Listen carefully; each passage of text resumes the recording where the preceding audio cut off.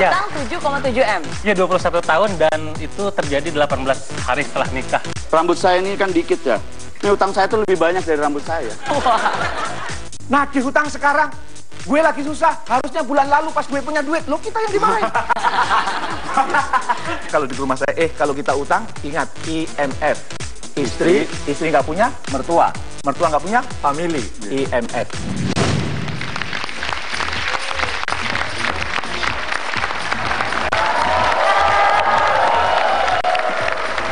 Selamat malam dan selamat datang di I'm Possible.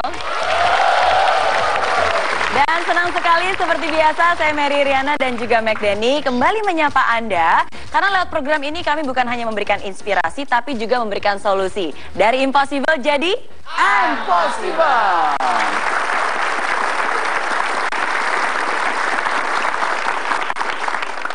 McDenny ngapain kok awal-awal udah mikir-mikir gitu?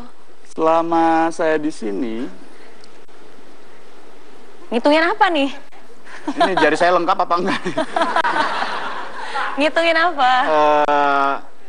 Jadi kepikiran I'm possible, dari impossible jadi I'm possible, apakah utang-utang saya itu akan terbayar gitu? Apa pusing banget soalnya banyak banget utangnya. Oh banyak utangnya? Berapa banyak? Nyicil rumah, mobil, nyicil istri. Listrik dicicil? Istri. Oh istri? Tanah cuman 2 petak sih. Cuman di Mars.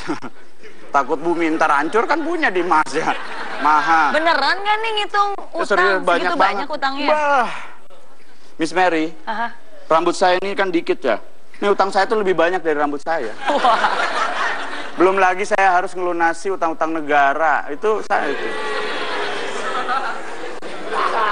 Wah banyak banget ya. Gimana ya namanya orang ya hidup gitu.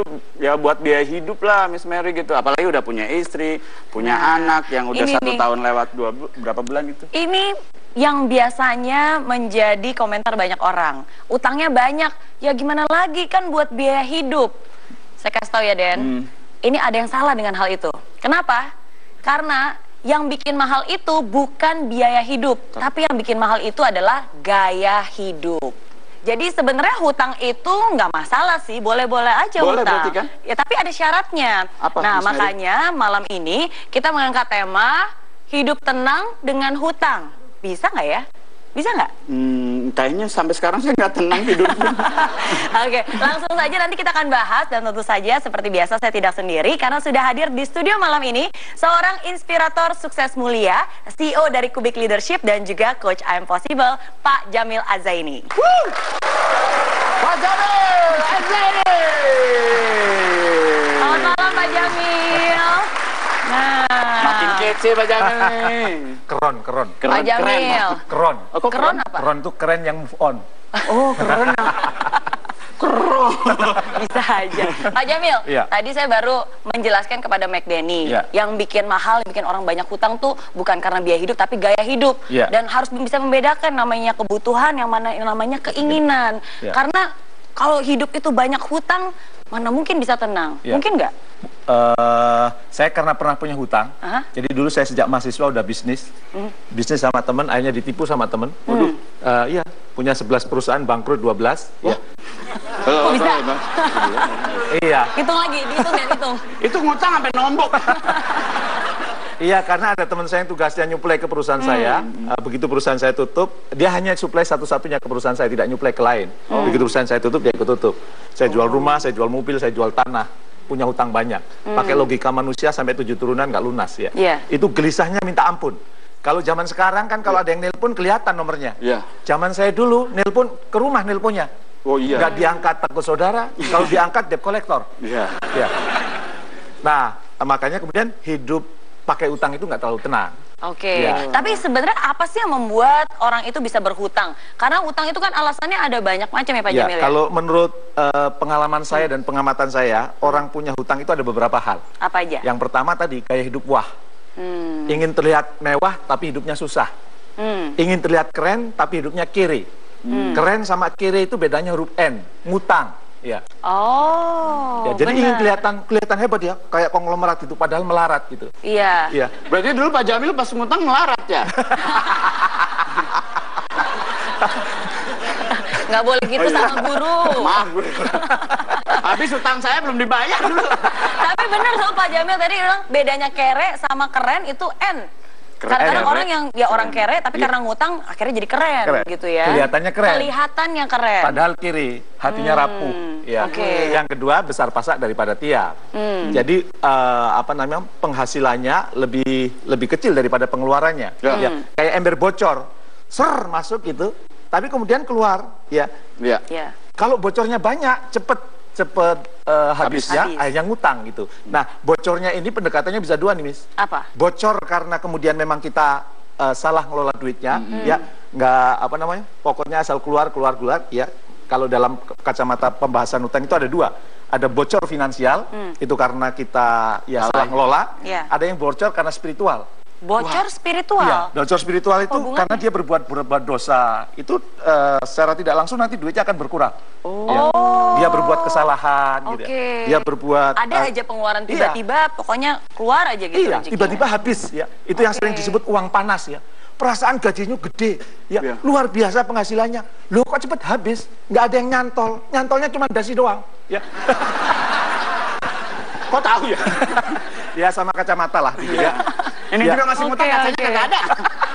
Waduh, beneran loh, beneran. Ini Masih nyicil, nyicil. keren. Dulu tuh beli cuman bautnya doang. Gitu. Batangnya kasih ini, kacanya yang mahal. Jadi ada dua ya, bocor finansial. Sama Bocor bocor spiritual. spiritual. Ada tiga sebenarnya. Apa? Bocor finansial, bocor spiritual, satu lagi. Bocor karena latah. Gimana? Dan ember bocor gitu. Itu beda, back then ini beda. Terus yang ketiga Oke, ini yang berkaitan gaya hidup yang ingin serba instan. Dia ingin cepat ingin cepat kaya, dan itu bisa membuat banyak hutang. Ya, misalnya karena dia ingin cepat kaya, tiba-tiba ada tawaran investasi bodong. Oke. Ya kan? Ini kalau kamu investasi di sini untungnya 10%. Maka kemudian dia berlomba, pinjam ke bank paling bunganya cuma 2%. Iya. Di sini 10%, ada margin 8%. Iya. Akhirnya diambil itu, begitu dia pinjam ke sana kemari, tiba-tiba jebol. Iya. Apa? Uangnya lari. Baru-baru ini ada kasus kan, jadi Betul. berita ya, Iya. pusatnya di Depok gitu ya. Iya, Itu yang investasi banyak, bahkan ada kenalan-kenalan saya, nggak usah, aku ini pebisnis, untung 10% per bulan itu berat gitu ya. Iya. Dan kamu juga nggak tahu bisnisnya dia itu apa. Betul. Mas Jamil itu tetangganya ingin kaya, iri aja, ya kan? Temennya mau kaya, iri aja. Enggak, secara logika nggak masuk akal. Lo enggak, teman saya sudah dapet kok, malah sudah beli mobil. Itu mah gali lubang tutup lubang, supaya ada gimmicknya, supaya ada yang menarik tuh yang ikut punya mobil tuh yang ikut tuh mobilnya mewah. Begitu uang sudah terkumpul banyak, dibawa lari. Ya, bayangkan seorang yang hanya lulusan SMA bisa ngumpulkan 3 triliun lebih, ya. Dan itu uangnya dibawa lari.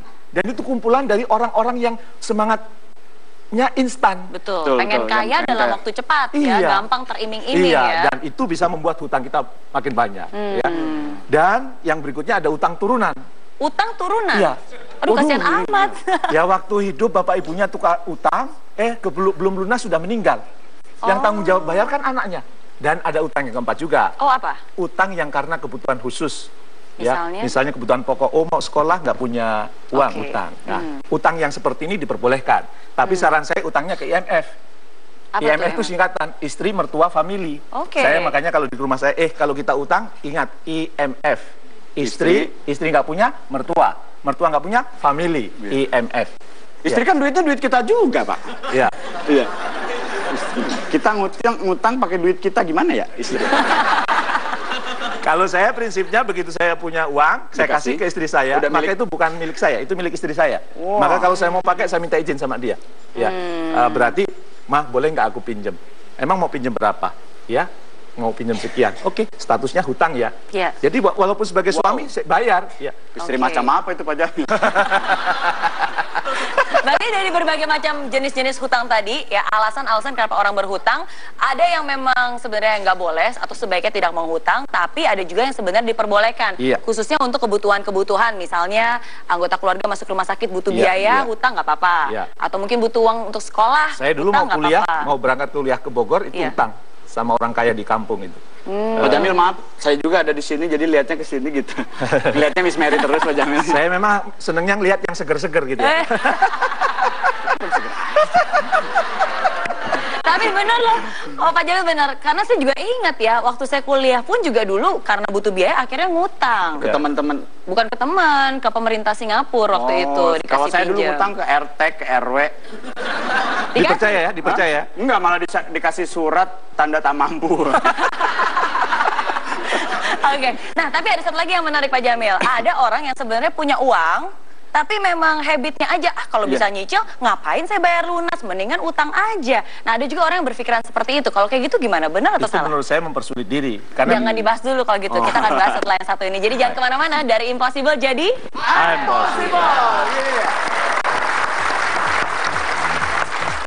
Gimana kalau kita punya utang agar cepat bisa melunasi gitu, ditagih nggak mau bayar, kita biar ikhlas gitu. kalau dalam kacamata saya, kalau orang punya hutang itu jalur solusinya harus dua.